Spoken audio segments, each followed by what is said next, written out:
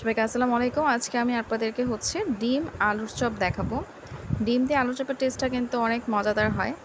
তো আমি এখানে ব্রেড ক্রাম্ব দিয়ে এটাকে তৈরি করেছি। বাসায় আপনারা অবশ্যই তৈরি করে দেখবেন। আর এই চ্যানেলটি সাবস্ক্রাইব করতে একদম ভুলবেন না। প্রথমে আমি আলুগুলো সেদ্ধ করে নিয়েছি। এখন আমি আলুগুলোকে ম্যাশ করে নেব ভালোভাবে। ম্যাশ করা আলুর মধ্যে আমি পেঁয়াজ কুচি দিয়ে দিব। আর এটি যেন দেখতে একটু ভালো লাগে এর জন্য আমি ধনিয়া পাতা ব্যবহার করেছি, এখানে লবণ ব্যবহার করেছি, শুকনো মরিচের গুঁড়ো ব্যবহার করেছি, একটু চাট মশলা ব্যবহার করেছি। এটা চাইলে আপনারা দিতেও পারেন, নাও দিতে পারেন। আর একটু লেবুর রস ব্যবহার করেছি, কারণ এটার মধ্যে একটু লেবুর রস দিলে একটু টেস্টটা মজা লাগে। তো এখন আমি সবগুলো উপকরণ একসাথে মিক্স করে নেব। খুব ভালোভাবে সবগুলো উপকরণ মিশিয়ে নেব। আর আলু ম্যাশ করার সময় খেয়াল রাখবেন আলুগুলো যেন খুব ভালোভাবে যেন ম্যাশ হয়ে যায়, কারণ আলুটা যদি একদম ভালো মতো ম্যাশ হয় তাহলে এটা খেতে খুব মজা লাগে।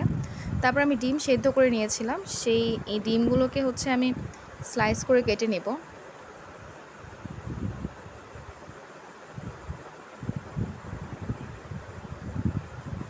তারপর এখানে আমি হাতে তেল দিয়ে নিয়েছি, যাতে এটাকে আমার শেপ করতে সুবিধা হয় এই জন্য।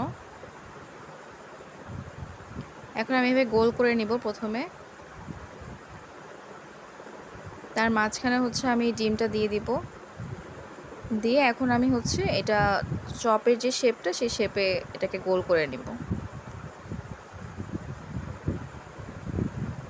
এভাবে আমি প্রত্যেকটা আলুর চপকে এভাবে শেপ করে নেব। তারপর আমি একটা ডিম নিয়ে নিয়েছি, সেই ডিমটাকে ফেটিয়ে নিব। তারপর আলুর চপ একটু একটু করে আমি প্রথমে ডিমে চুবিয়ে নিব, তারপর ব্রেড ক্রাম্বের মধ্যে গড়িয়ে নিব। আপনারা চাইলে এখানে বিস্কিটের গুঁড়ো ব্যবহার করতে পারেন।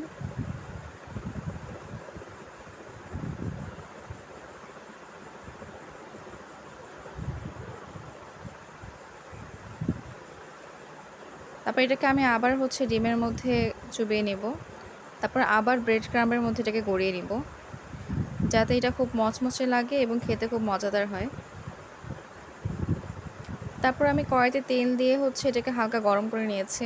খুব বেশি তাপে এটাকে ভাজবো না, মৃদু তাপে এটাকে ভাজবো।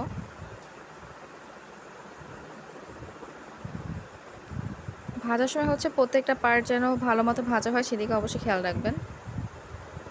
আর ভাজা প্রায় হয়ে গিয়েছে, আমি এখন একটু একটু করে উঠিয়ে নিব। দেখুন প্রত্যেকটি প্রায় একদম ব্রাউন কালার হয়ে ভাজা হয়েছে। আমি আপনাদেরকে একটু ভেঙে দেখাচ্ছি।